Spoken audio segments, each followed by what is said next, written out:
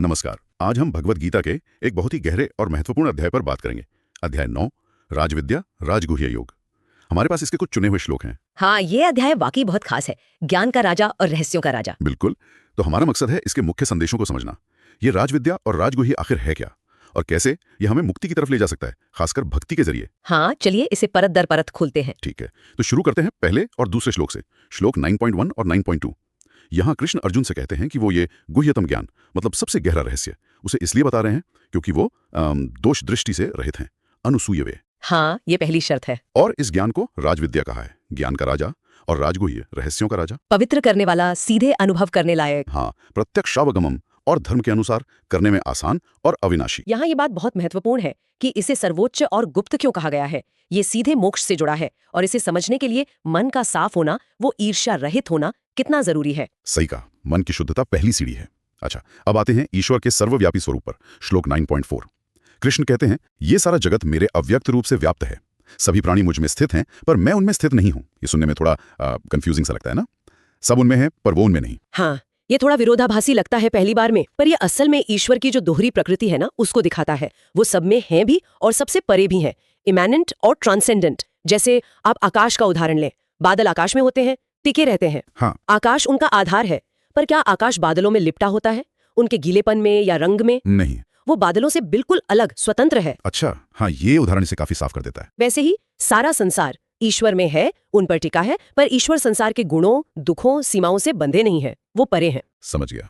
तो अगर ईश्वर ऐसे सब जगह होकर भी किसी चीज से बंधे नहीं है, तो फिर उनसे जुड़ने का रास्ता क्या है? यही शायद भक्ति का महत्व आता है। बिल्कुल सही, एकदम। और श्लोक 9.26 इसी जुड़ाव का एक बहुत ही सुंदर और कह सकते हैं सरल तरीका बताता है। वो पत्ता फूल वाला श्लोक। हाँ, वही। कृष्ण कहते हैं कि अगर कोई सच्चे प्रेम और भक्ति से मुझे बस एक पत्ता या एक फूल, फल या थोड़ा सा जल भी चढ़ाता है, पत्रम पुष्पम फलम तोयम, तो वो भक्ति से दिया हुआ उपहार मैं स्वीकार करती हूँ या करता हूँ भगवान के परिप्रेक्ष्य में। वाह, मतलब कोई बड़े यज्ञ या महंगे चढ़ावे की जरूरत नहीं, बस एक पत्ता भी काफी है अगर मन में प्रेम हो। बिल्कुल। यहाँ महत्व वस्तु का नहीं, बल्कि देने वाले के भाव का है।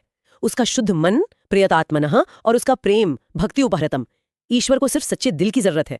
ये भक्ति को सबके लिए, हर किसी के लिए संभव बना देता है। ये तो बहुत राहत देने वाली बात है, और इसी भरोसे को श्लोक 9.22 और पक्का करता है शायद। हाँ, बिल्कुल। वो जो भक्तों के योगक्षेम की बात है। हाँ, बिल्कुल। कृष्ण कहते हैं, जो लोग अनन्य भाव से, मतलब सिर्फ मुझ में ही मन लगाकर मेरा ही चिंतन करते हुए मेरी उपासना करते हैं, अनन्यास चिंतयन्तो मां, हाँ। उन नित्य युक्त भक्तों का योगक्षेम मैं खुद वहन करता हूँ। मतलब जो उनके पास नहीं है वो देता हूँ, और जो है उसकी रक्षा करता हूँ। योगक्षेमम वहाम्यहम्। ये तो एक बहुत बड़ा आश्वासन है, पूरी तरह ईश्वर पर निर्भरता। हाँ, ये दिखाता है कि अगर आप पूरी तरह समर्पित हैं, तो दैवी सुरक्षा और देखभाल का वादा है। अद्भुत।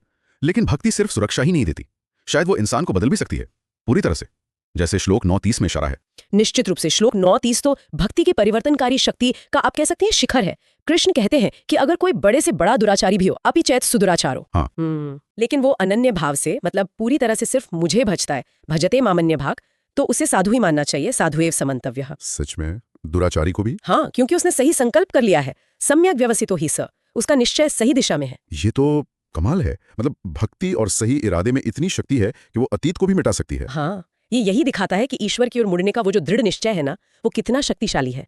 ये रास्ता सचमुच सबके लिए खुला है, चाहे उनका अतीत कैसा भी क्यों न रहा हो। भक्ति में शुद्ध करने की अपार क्षमता है। और फिर अध्याय के अंत में श्लोक 9.34 एक तरह से पूरे अध्याय का सार है, एक सीधा निर्देश। बिल्कुल। मन्मना भवम मद्भक्तो मध्याजी मां नमस्कुरु। मुझ में मन लगाओ, मेरे भक्त बनो, मेरे लिए कर्म करो, मुझे नमस्कार करो। और फिर वचन देते हैं, मामे वैश्यसि युक्त्वेवमात्मानं मत्परायणा, तुम मुझे ही प्राप्त करोगे। तो ये एक तरह से प्रैक्टिकल गाइड है। से परे भी भक्ति सबसे ऊंचा और सरल मार्ग है, सबके लिए खुला है।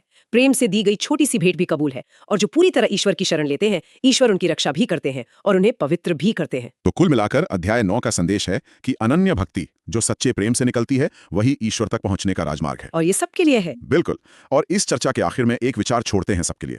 अगर श्लोक 9.26 के अनुसार प्रेम से दिया एक पत्ता भी स्वीकार्य है, और श्लोक 9.30 के अनुसार अनन्य भक्ति बड़े से बड़े दुराचारी को भी साधु बना सकती है, तो फिर हमारे रोजमर्रा के जीवन में वो जो औपचारिक पूजा पाठ होते हैं, उनसे परे इस अनन्य भक्ति का असली रूप कैसा दिख सकता है?